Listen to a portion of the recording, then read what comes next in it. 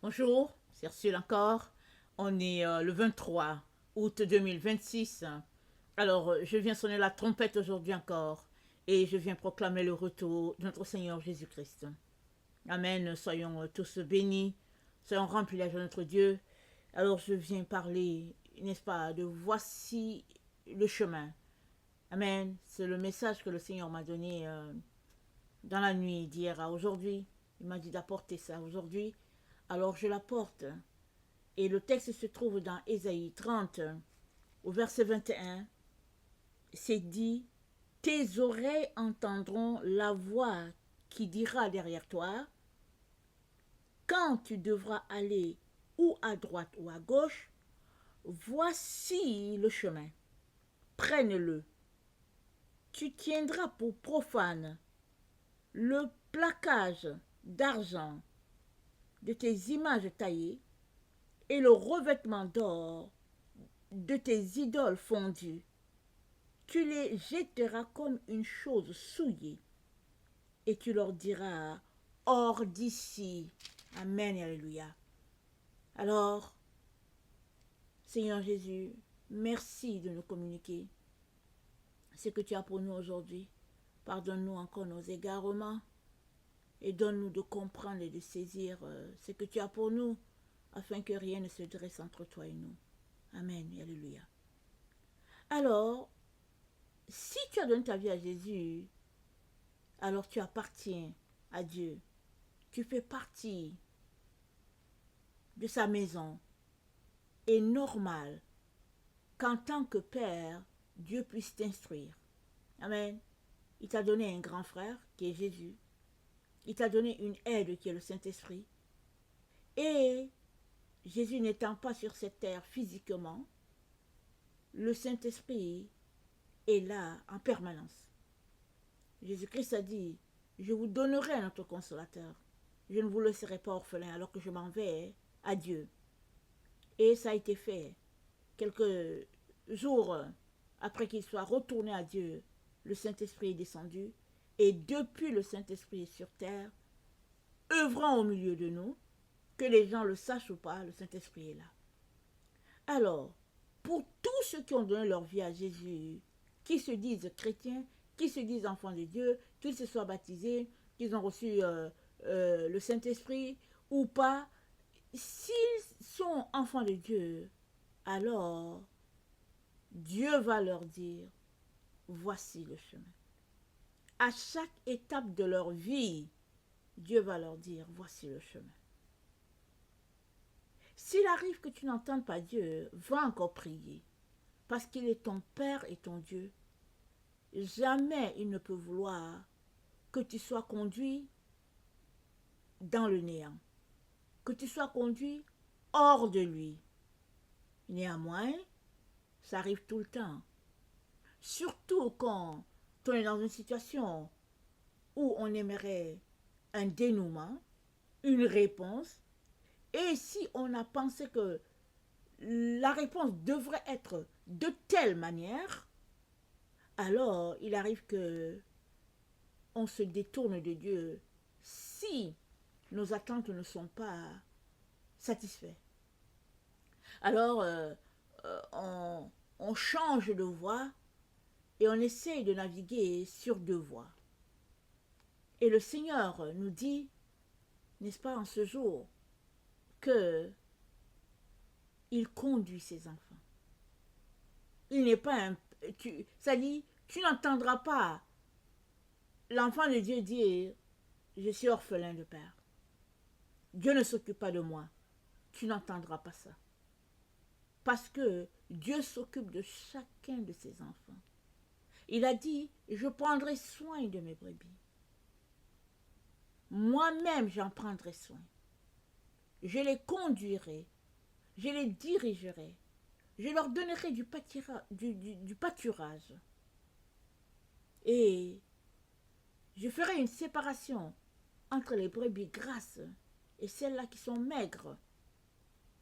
De telle sorte que celles qui ont été amaigries par des situations, n'est-ce pas, dégradantes, je les mettrai dans un lieu où je pourrais les guérir, les restaurer et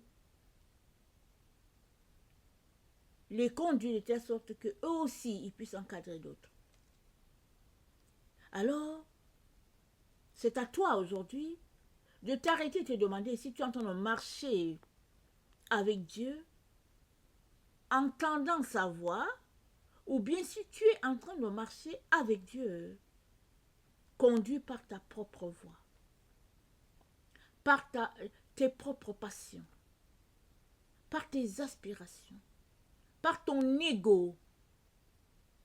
C'est à toi de dire. Dieu dit, ce peuple, Ézéchiel 14, verset 3, portent leurs idoles sur leur cœur. On ne voit pas les idoles, on ne les voit pas. Mais c'est sur leur cœur que les idoles se trouvent. Et l'Éternel voit l'idole dans ton cœur. Et Dieu dit, et ils viennent me consulter. Il dit, est-ce que je me laisserai consulter par eux? Il dit, je leur répondrai. Je vais leur répondre. Et il va te répondre en pointant la première des choses, l'idole qui te cache de lui. C'est-à-dire l'idole qui se dresse entre Dieu et toi. Dieu va venir le pointer afin que cela puisse être ôté. Et qu'il n'y ait pas d'intermédiaire entre toi et lui. Jésus a payé pour être, n'est-ce pas, cet intermédiaire. Il a payé de sa vie. Tu n'as pas besoin d'un autre intermédiaire. Si maintenant il y a un intermédiaire entre Dieu et toi, arrête-toi, règle cette situation. C'est ça que Dieu nous dit en ce jour. Il dit, nous sommes dans le verset 22 d'Ésaïe 30, il dit, tu tiendras pour profane le plaquage d'argent de tes images taillées et le revêtement d'or de tes idoles fondues. Vous savez que souvent, on fait des monuments, on a des, c'est-à-dire on prend une ferraille, on la façonne, n'est-ce pas? On lui donne l'image qu'on veut et après on vient faire couler dessus afin, entre guillemets, d'immortaliser ces moments. On vient faire couler dessus de l'or, on vient faire couler dessus de l'argent, on vient faire couler dessus, n'est-ce pas, un matériel tel que la rouille ne touche pas, et puis l'idole s'élève, n'est-ce pas, au-dessus d'une ville, au-dessus d'un pays, d'une province, et voilà un peu comment les êtres humains fonctionnent. De telle sorte que quand tu viens quelque part, tu sais que voici le héros de la ville. C'est lui le héros. C'est elle l'héroïne. Alors les gens vont aller à cet endroit, ils vont faire des incantations, ils vont faire une prière, et voilà. Et c'est devenu l'habitude des nations. On vit avec. Et on trouve que c'est normal, il n'y a pas de problème. Mais Dieu dit, tu tiendras pour profane le plaquage d'argent de tes images taillées. C'est une idole, c'est un dieu, entre guillemets, qui vient d'être érigé sur une ville. Parce que toutes ces statuettes-là, ou ces statues, correspondent à de l'idolâtrie, à de la divination. Et c'est ça qui vient salir une ville, afin d'ôter l'image de Dieu. Et Dieu ne partage pas sa gloire. Notre Dieu n'est pas un Dieu visible. On ne peut pas lui donner une forme. Et même quand Philippe a voulu avoir l'image de Dieu, pour dire, il a dit à Jésus, montre-nous juste le Père, cela nous suffit. Jésus-Christ lui a dit, Si tu m'as vu, Philippe, tu as vu le Père. Comment peux-tu me dire, montre-nous le Père? Me voici, tu ne me vois pas? Jésus était en train de dire à Philippe, l'image que tu cherches là, c'est pas ça qui est important. Ce qui est important, c'est que Dieu soit là, en personne devant toi, mais tu sembles ne pas le réaliser. Parce que tu cherches autre chose. Tu regardes ailleurs, alors que Dieu est là. Avec toi, il dort avec toi, il marche avec toi, de contrée en contrée, il évangélise avec toi, il t'enseigne, et puis tu le vois faire des miracles, ressusciter des morts. Philippe, tout est là devant toi. Mais tu n'es pas satisfait parce que tes pensées sont ailleurs. Tu cherches comme à connecter comme à une idole, à une image qui te sera marquée pour dire j'ai vu le Père. Je sais à quoi cela correspond. Et puis l'image te reste là figée pour dire voici Dieu. Mais Dieu, il est partout. Il est dans l'air, il est dans la nature. Il est partout. Comme il est à un endroit qu'on appelle ciel. Et il est vu partout. Il est vu en toi, il est vu en moi. Et la Bible nous dit, Dieu parle tantôt d'une manière, tantôt d'une autre. L'on n'y prend point garde. Il est partout à la fois notre Dieu. Il est omnipotent, omniscient. C'est un Dieu présent. Parce que notre Dieu n'est pas mort. C'est un Dieu qui est vivant. Et il vit au siècle des siècles. Amen. Il tient ta vie dans ses mains. Il connaît le plus petit détail de ta vie. La Bible dit qu'il n'y a pas un de tes cheveux qui tombe sans que Dieu le sache. Et le jour où tu le verras face à face, il te dira le nombre de tes cheveux qui a été tombé, qui sont tombés. Il te donnera la longueur exacte de tes cheveux. Question de dire qu'il n'y a aucun détail de ta vie qui ne l'intéresse pas. Il sait tout et tout de toi. Ton début, ta finalité, ce que tu es appelé à faire, comment tu vas le faire, il sait tout. C'est à toi d'enlever de ta vie toutes ces choses qui se dressent entre Dieu et toi, t'empêchant de connecter parfaitement à ta destinée. Et nous sommes dans ce temps où les idoles sont prisées. Elles sont prisées. Aujourd'hui, on a un instrument qu'on utilise tout le temps, comme si on ne pouvait pas s'en passer, le téléphone. Il est si petit qu'on peut le glisser dans notre poche. Donc partout où on est, le téléphone est là. Mais là où ton téléphone est, tu es là. Et ceux qui veulent te faire du mal le savent. Tu ne peux pas avoir ton téléphone à 10 km de toi et toi tu es ailleurs. À moins que ta maison soit une maison de moins d'une distance de 10 km, alors pour passer d'un point à l'autre, tu as besoin d'une petite charrette. Ou bien d'un vélo électronique pour quitter d'un bout à l'autre. Sinon, là où ton cellulaire est, on sait que tu es là. C'est devenu une idole. Sans que l'être humain le réalise. Ça s'est glissé petit à petit. C'est venu dans nos vies tranquillement, remplaçant Dieu. Parce que Dieu a dit, tu ne te feras point d'image taillée. Il a dit ça à Israël. Regardons ce commandement. Il est bon qu'on puisse le réviser. Exode 20. Exode 20. Alors qu'il donnait les lois à Israël, au verset 4 d'Exode 20, Dieu dit, tu ne te feras point d'image taillée, ni de représentation quelconque des choses qui sont en haut dans les cieux, qui sont en bas sur la terre, et qui sont dans les eaux plus bas que la terre.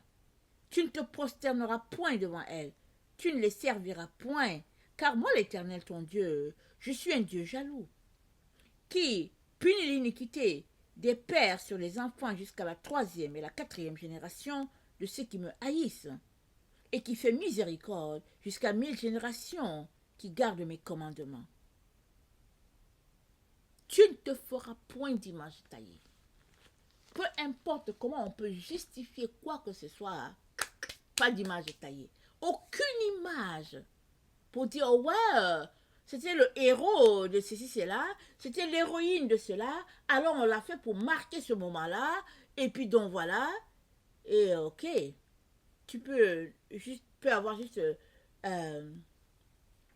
l'intention de souligner un moment donné dans ton histoire, mais il y en a qui vont prendre de cette idole-là pour en faire un dieu, une déesse, et voilà un culte qui vient de commencer. Voilà un lieu de pèlerinage qui vient de se déclencher.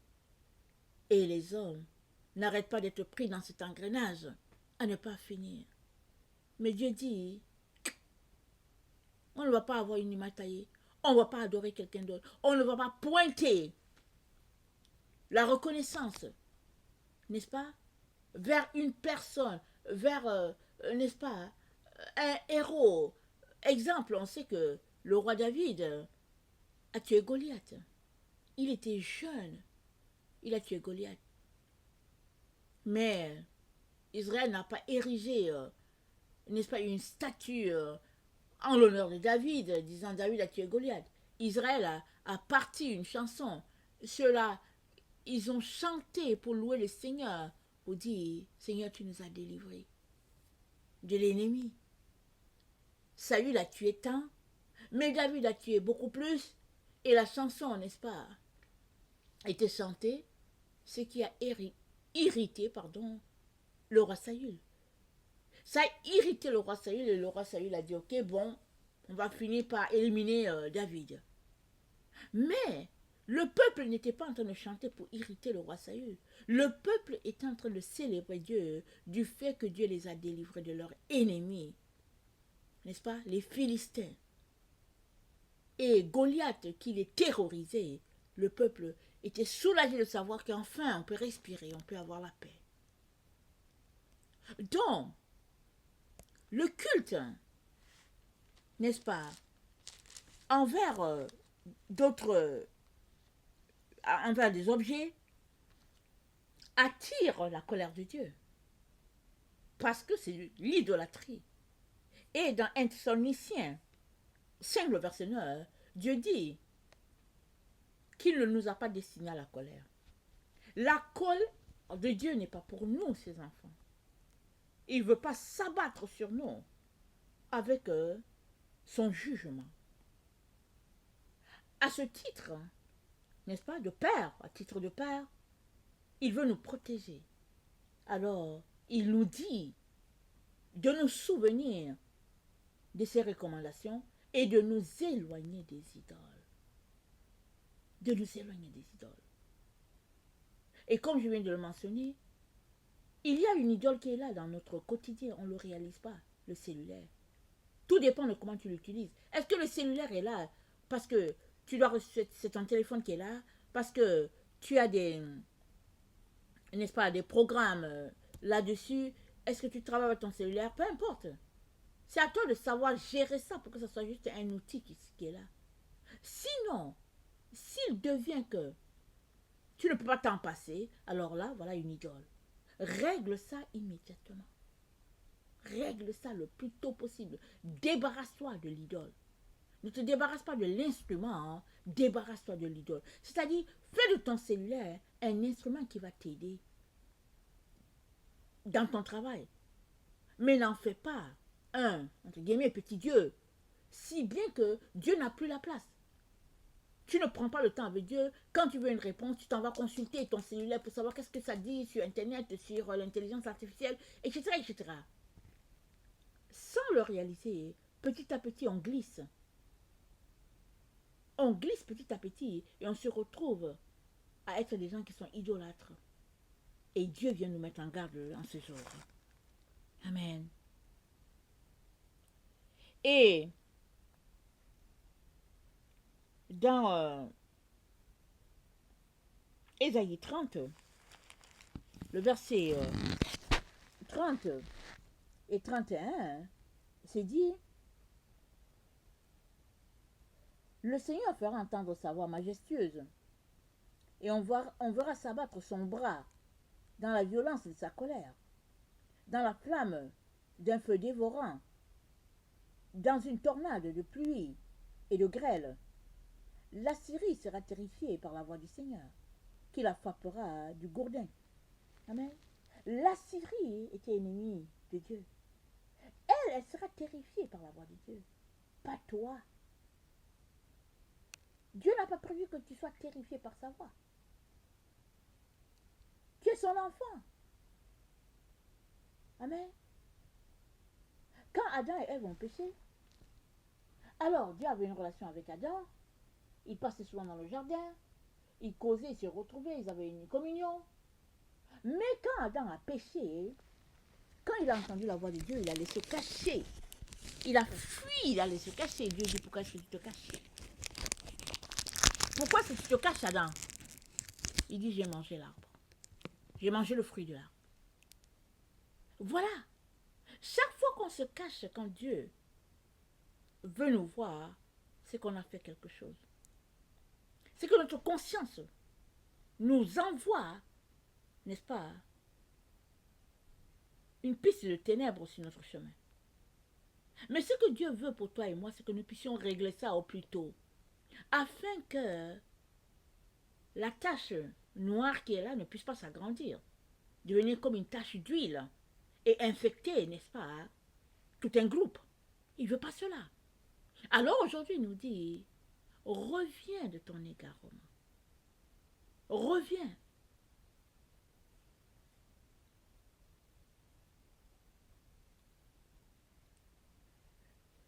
Dans... Attendez, je lis mes notes. Ésaïe 31, le verset 1 à 3. Dieu dit, malheur, ils descendent en Égypte pour y chercher du secours. Ils s'en remettent à des chevaux. Ils font confiance aux chars parce qu'ils sont nombreux, aux cavaliers parce qu'ils sont en force, mais ils n'ont pas un regard pour le Saint d'Israël. Ils ne cherchent pas le Seigneur, lui aussi, pourtant il est habile. Il peut faire venir le malheur. Il ne retire pas ce qu'il a dit. Il se dresse contre le parti des méchants et contre les malfaisants qu'on appelle au secours. L'Égyptien est un homme et non un Dieu. Ses chevaux sont chair et non esprit. Quand le Seigneur étendra la main, le protecteur trébuchera et le protégé tombera. Tous ensemble, ils seront anéantis. Amen. Donc, on voit Dieu qui dit à Israël, écoute, tu as des idoles dans ta vie. Je ne veux pas voir ça. Je ne veux pas te voir couler de l'or sur de la ferraille, ni de l'argent sur de la ferraille. Tout ça, c'est l'idolâtrie. Répands-toi. Répands-toi.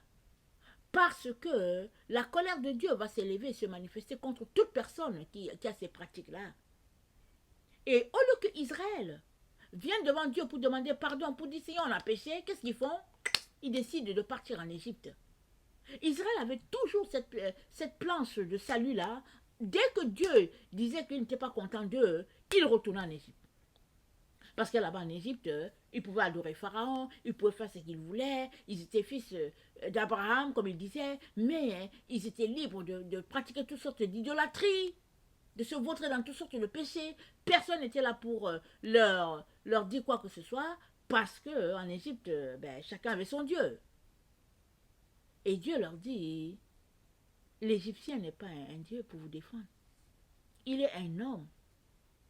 Même le fait qu'ils ont des chars de guerre avec des chevaux, leurs chevaux ne sont pas des chevaux du ciel. C'est des chevaux de chair. Ils peuvent mourir. C'est-à-dire, là où Israël a mis, n'est-ce pas, sa confiance pour sa délivrance, Dieu leur dit, hey, réveillez-vous. Tous ensemble, avec l'Égypte, avec les chars, avec tout, vous allez périr. Si c'est là-bas que vous mettez votre confiance. Il nous dit la même chose aujourd'hui. Où est-ce que nous mettons notre confiance? Là où nous sommes là, où se trouve notre confiance? Est-ce que c'est dans notre argent? Est-ce que c'est dans notre beauté? Est-ce que c'est dans notre intelligence? Est-ce que c'est dans nos diplômes? Est-ce que c'est dans notre titre professionnel? Mais où se trouve notre confiance et notre assurance? Parce que le Seigneur est capable d'anéantir tout ton royaume, toute ta pyramide de richesse. Le Seigneur est capable d'anéantir tout cela en un seul jour. Pharaon était Dieu pour son peuple. Mais un jour, Dieu a décidé qu'il allait le juger. Et la Bible dit, Dieu a endurci le cœur de Pharaon et il l'endurcissait tous les jours. Il disait à Moïse, vas-y, je vais lancer telle plaie, je vais faire telle plaie, mais je vais endurcir le cœur de Pharaon et puis il ne va pas laisser aller mon peuple. Alors, voici Moïse se lève, il s'en va avec Aaron. Il dit à Pharaon, voilà ce que Dieu a dit. Pharaon dit, je ne laisserai pas aller le peuple. Mais c'est Dieu qui endurcissait le cœur de Pharaon. Entre-temps, il était en train de bâtir la foi d'Israël, n'est-ce pas? Et il voulait se révéler à Pharaon. Parce que Pharaon pensait qu'il était Dieu. Pharaon pouvait donner tous les ordres de la terre. Et ça s'exécutait. Mais devant Moïse et la puissance de Dieu entre les mains de Moïse, Pharaon ne pouvait rien. Et Dieu n'avait pas fini avec Pharaon. Il lui a appliqué 10 plaies. C'est à la 10e plaie que Pharaon a dit à Moïse, allez, partez, allez, déguerpissez, prenez vos affaires, partez, partez, partez, partez. Et même quand Israël est parti, la Bible nous dit qu'à un moment donné, Pharaon a dit, non, qu'est-ce que j'ai fait? Notre économie vient de s'écrouler. La main-d'œuvre vient de partir. Allons-y, les ramener. Pharaon est parti avec son char pour ramener Israël encore. Et l'armée de Pharaon a été engloutie complètement. Pharaon est retourné, bredouille en Égypte. Et les gens disent que il est mort vraiment dans un type de dépression terrible. A-t-il eu le temps de se repentir pour dire que oui, le Dieu d'Israël est plus grand que moi? Je ne sais pas. Mais toujours est-il que ce jour-là et les années qui ont suivi, Pharaon a goûté au Dieu d'Israël, le vrai Dieu. Celui-là qui ne sommeille ni ne dort et veille sur son peuple, mais celui-là, n'est-ce pas, qui se défend par lui-même et qui défend son peuple. Parce que Dieu, c'est le créateur de toute chair. Que cette chair soit un être humain, que ce soit un animal, Dieu est le créateur. Il est donc très important que toi et moi, nous puissions lui rendre le culte qui lui est dû, qu'on puisse le mettre sur le trône de notre cœur, n'est-ce pas? Et qu'on puisse se repentir si la Bible nous dit, voilà l'idole qu'il y a dans notre vie. Moi, je ne sais pas pour vous. Mais les idoles, n'est-ce pas, ont fini par s'en créer, souvent sans le réaliser. Plus d'une fois. Le Seigneur m'a montré des choses que je dois laisser au risque de me retrouver, n'est-ce pas, loin de Dieu. Pour un petit truc, ça peut devenir une idole. Ça peut devenir quelque chose de tellement précieux que Dieu doit attendre. Et cette chose doit passer avant. Et Dieu dit non. Écoute Israël, l'Éternel ton Dieu est le seul Dieu. Tu n'auras point d'autre Dieu devant ma face. Ça n'a pas changé. Ça n'a pas changé. Est-ce que ton argent c'est ton idole? Est-ce que ta maison c'est ton idole? Est-ce que toi-même, ton propre culte, est-ce que c'est une idole devant Dieu? C'est à toi de répondre à cette question. Et Dieu qui est fidèle et bon va te pardonner. Il va venir s'asseoir sur ton cœur et te montrer, n'est-ce pas, le bien qu'il y a à avoir Dieu maître de soi. C'est-à-dire avoir Dieu ton maître. Que Dieu soit assis sur le trône de ton cœur. Là où c'est sa place. Parce que tu es son temple. 1 Corinthiens 3, 16. Tu es le temple du Saint-Esprit. C'est Dieu qui doit demeurer là. Ce n'est pas ton argent. Ce n'est pas ton titre. C'est pas ça. Il y a des endroits sur la terre que quand les gens passent, les autres se courbent. N'est-ce pas? Ils se courbent à terre pour adorer les gens, pour dire que non, mais ils se courbent. Et souvent, quand on lit le livre de Job, on peut s'arrêter dans des réflexions profondes, se demandant, est-ce que Job le réalisait ou pas? Job dit quelque part, il dit, quand je parlais, tout le monde se taisait. Quand je passais, les gens se tenaient en révérence devant Job. C'est pas lui qui a dit aux gens d'être comme ça envers lui, mais c'est ça que les gens faisaient. L'être humain est toujours en train de se trouver une idole à quelque part. Quand il voit la main de Dieu, l'être humain veut se créer une idole. Dieu dit non. Il dit non, laissez aller cette façon de faire. Adore Dieu, lui et lui seul. Rends-lui hommage, rends-lui gloire. Et toi-même, ne sois rien. Ne sois rien. Et Dieu sera élevé dans ta vie. Et il sera élevé dans la vie des autres personnes qui te connaissent. Parce que tu reflètes tout simplement Dieu.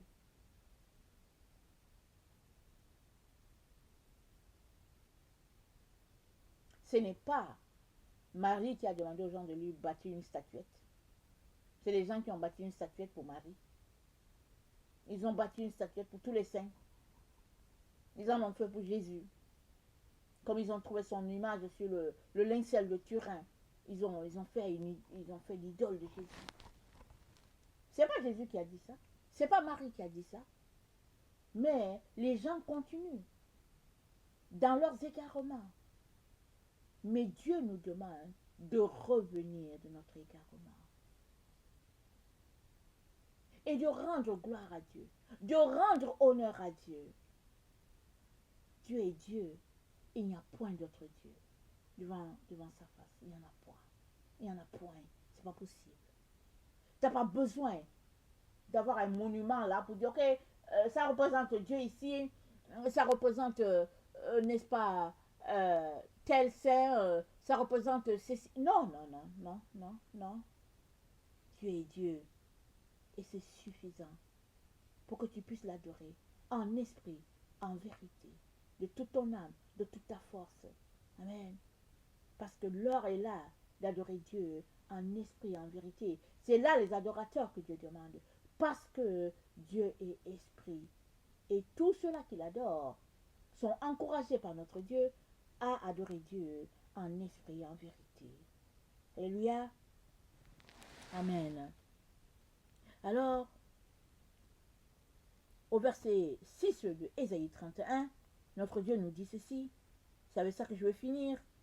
Revenez vers celui dont on s'est profondément détourné. C'est ça que Dieu nous dit. Revenez vers celui dont vous vous êtes détourné. Et cette personne, c'est notre Dieu. Je viens nous encourager tous à retourner au pied de la croix. C'est là, n'est-ce pas, l'endroit où nous sommes tous nés. Nous sommes tous nés à la croix. C'est au pied de la croix qu'on se rencontre tous. C'est là que le sang de notre Seigneur a coulé. C'est là qu'il nous a rachetés. C'est là que la vie est sortie de lui pour, n'est-ce pas, être répandue sur toute l'humanité. Il a été fait mort pour que nous recevions la vie. Retournons au pied de la croix. Allons adorer le seul qui a le droit d'être adoré, notre Dieu. Rendons-lui hommage, gloire et honneur au siècle des siècles. C'est ça qu'il y a à faire. Que le Seigneur bénisse sa parole et que sa joie soit notre force et que nous puissions décider de changer ce qui a lieu de changer. Amen. Soyons tous bénis. Amen et alléluia. Amen.